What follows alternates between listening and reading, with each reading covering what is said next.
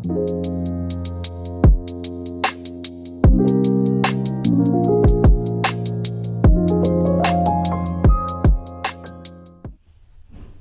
everybody, welcome back to the Pressing Matters. I'm Scott. Thank you for tuning in today. Thank you for your support. Today I'm not appearing on camera, and that is because I had surgery on my forehead yesterday, and I don't want to appear on camera with a big bandage on my head, so I decided to do a video where I don't really have to appear on camera.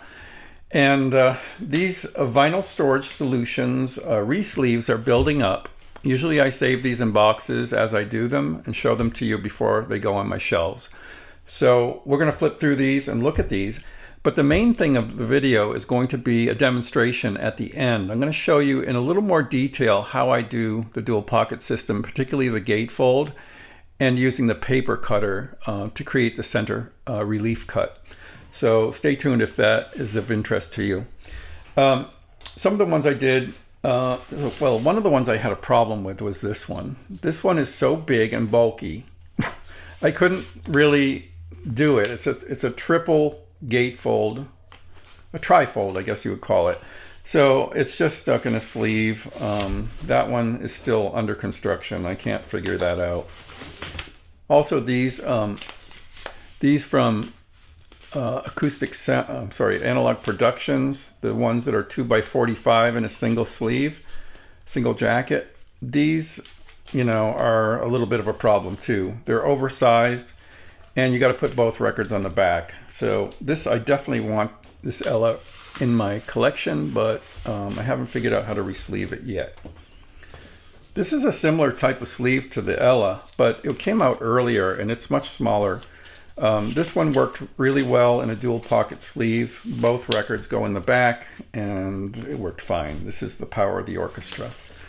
So those were kind of the problematic ones. So let's go through these quickly. Remain in Light. This is the German vinyl revival version. I was preparing a Talking Heads review, so I have some of these in queue. This is the Rhino version. This is the Rhino version of Fear of Music. This is DCC, Steve Hoffman, Jethro Tull's Aqualung.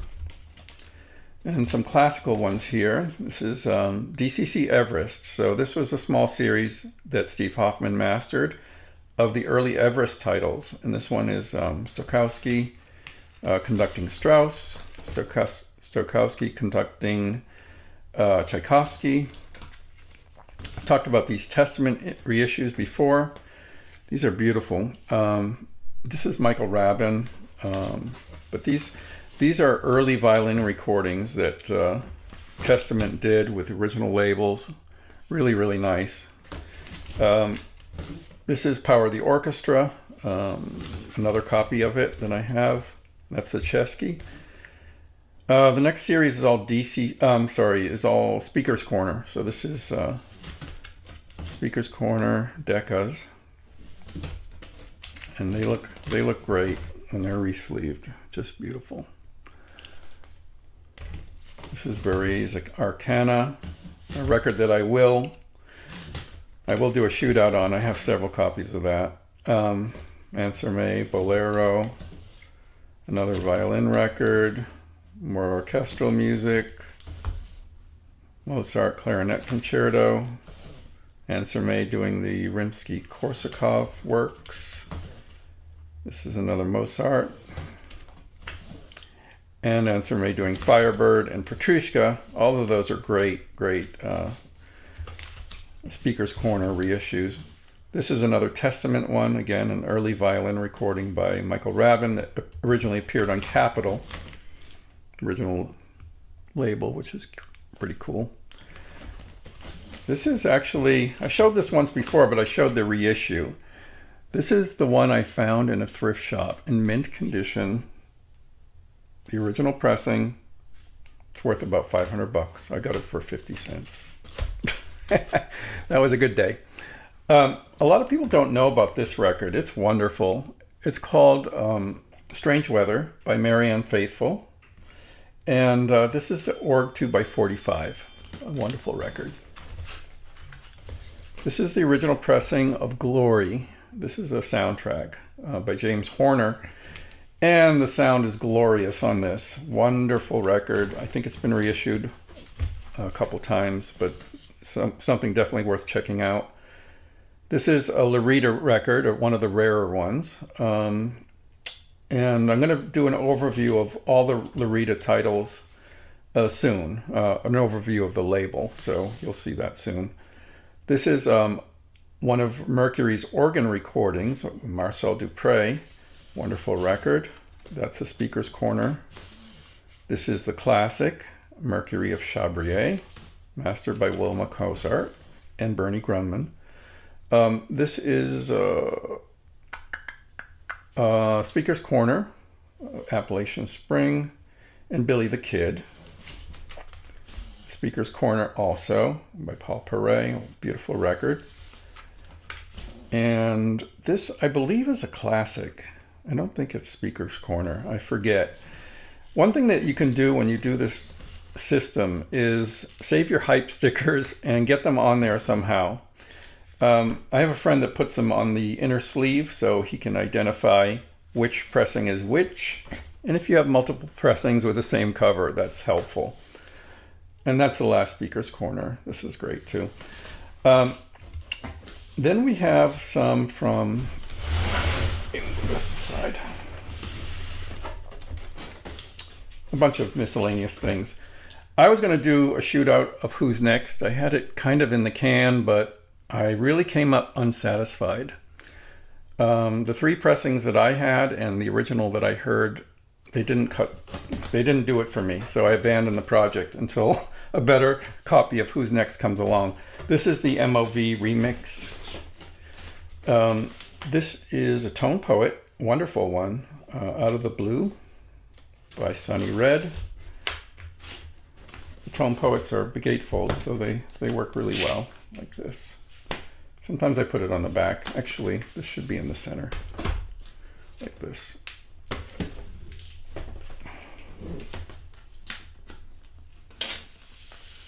I prefer them like that. Trespass I mentioned in my Genesis overview. This is a Japanese pressing. Another Who's Next. This one was the best of the 3 or 4 that I tried. This is Kevin Gray's MCA heavy vinyl pressing. This is Jimi Hendrix, Axis Bold as Love. This is the mono Classic Records. Beautiful, beautiful record. Speaking of mono, this is the mono Beatles, Rubber Soul, 2014. This is Tyrannosaurus Rex, T-Rex, a Japanese pressing from Universal. Excellent. Another 2014 mono, the Beatles, Please Please Me. This is an EMI 100 of Syd Barrett's Barrett. Speaker's Corner of Joe Cocker with a little help from my friends. EMI original TAS Super Discless Elgar Symphony No. 2 with Sir Adrian Bolt. This is a repress of an Analog Productions Acoustic mastering by Steve Hoffman and Kevin Gray. This is available in my store, the repress, for $20. It's a great bargain. It is Bayou Country by Creedence Clearwater. There is one other title from Creedence Clearwater that's done this way. That's also in the store under that title, under that group. This is the Abbey Road half speed of Who's Next. As you can see, I was trying to do a Who's Next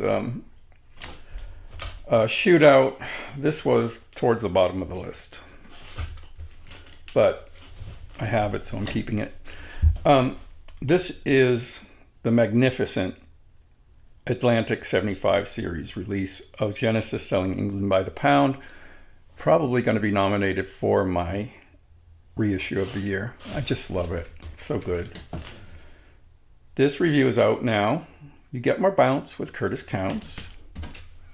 And there she is in her full glory. The thumbnail only had her from here up, just for modesty's sake. These are classic records reissues of some early RCA Living Stereo demo discs. This is Bob and Ray Throw a Stereo Spectacular. And the famous Music for Bang, Barroom, and Harp by Dick Shorey. Sorry, I'm slurring my words. I am on some kind of painkiller that's really strong. This is my original Genesis, selling England by the pound. This is the Analog Productions reissue of Walton's Facade. This I just had a review up of. You can check it out. This is the Bill Evans Trio Sunday at the Village Vanguard from the new OJC series. It's beautiful. This is from the original OJC series. It's Bill Evans Trio Moonbeams. And this is available in my store. It is only $20. I just picked this up recently and it sounds great. This is a good pressing.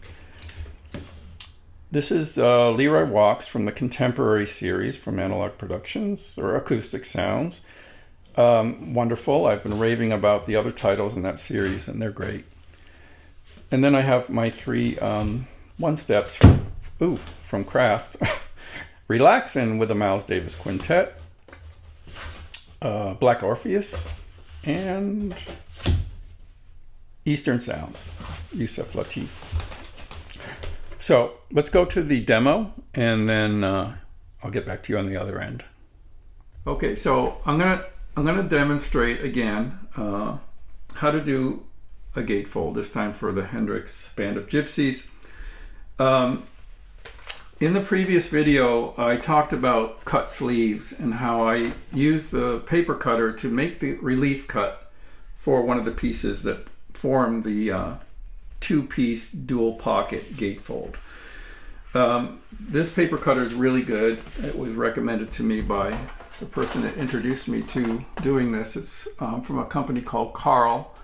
It's available on Amazon. It's not too much money. I will list it in the store so you know exactly which one to get if you are interested in doing it this way. But I do find the relief cut makes a big difference. And this particular model is nice because it has this transparent yellow cutting edge, so you can see exactly where it's going to cut. The idea is to cut off the flap but not cut into the pocket.